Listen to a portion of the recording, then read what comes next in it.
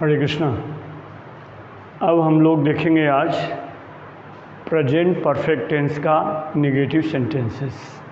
सब में नियम ऑलमोस्ट वही रहता है कि वाक्य के नकारात्मक होने की दशा में, या ऐसा मैंने लिखा नहीं है, आप लोग इसके पहले हमने जो भी वीडियो बनाए हैं या जैसे बताए हैं तो उसमें बताया है, बार बार बताया है कि वाक्य के नकारात्मक होने की दशा में, किसी भी टेंस के वाक्य के नकारात्मक होने की दशा में हेल्पिंग वर्ब के बाद नॉट लगा देंगे। बस इतनी बात याद करनी है, छोटी सी बात याद करनी है।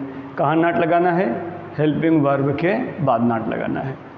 हाँ, इंट्रोगेटिव प्लस नेगेटिव सेंटेंसेस होते हैं तो वहाँ पर क्या होता है, सब्जेक्ट के बाद नॉट लगाया जाता है।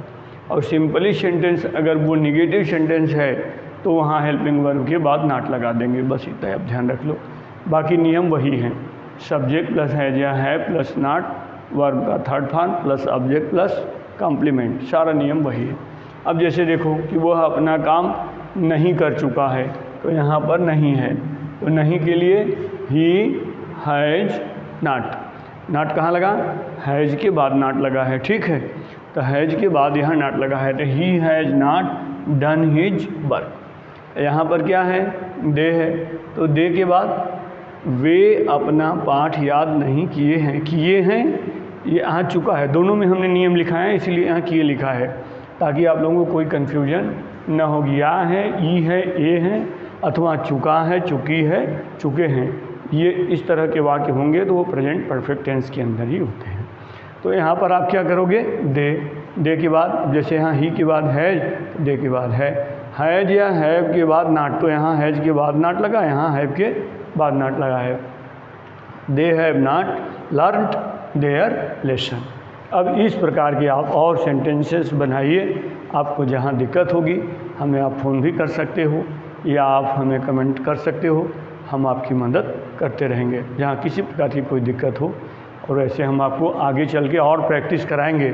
अभी हम छोटे छोटे उसमें बताते हैं ताकि आप पहले अपना ध्यान एक ही तरफ कंसंट्रेट करो कि आपको सिर्फ आपके नियम दिमाग में बैठ जाने चाहिए। तो इस प्रकार धीरे धीरे प्रयास करेंगे, वो बैठ जाएगा। फिर उसके बाद हम प्रैक्टिस भी कराएंगे, अच्छे उसमें कराएंगे, ताकि उसके बाद ही तो आपको बोलना आएगा ना। ये लिखकर पढ़कर फ़ायदा क्या होगा? किसी भी साहित्य में लिखना, पढ़ना और बोलना तीनों आना चाहिए। और अगर नहीं आ सक रहा है तो फिर गड़बड़ है, तो फ़ायदा नहीं है। इतना मेहनत करके क्या फ़ायदा है? आप टेंस पढ़ो, आप ट्रांसलेशन पढ़ो, आप पार्ट्स ऑफ स्पीच पढ़ो और आपको बोलने ही नहीं आए तो किसी काम का नहीं है। इसलिए आप लोगों को सीखना है बोलना। तो बोलना सीखने के पहले आपको जो बेसिक रूल्स है तो वो थोड़ा आपके दिमाग में बैठ जाना चाहिए। फिर उसके बाद आपको लिखना भी आ जाएगा और बोलना भी आ जाएगा।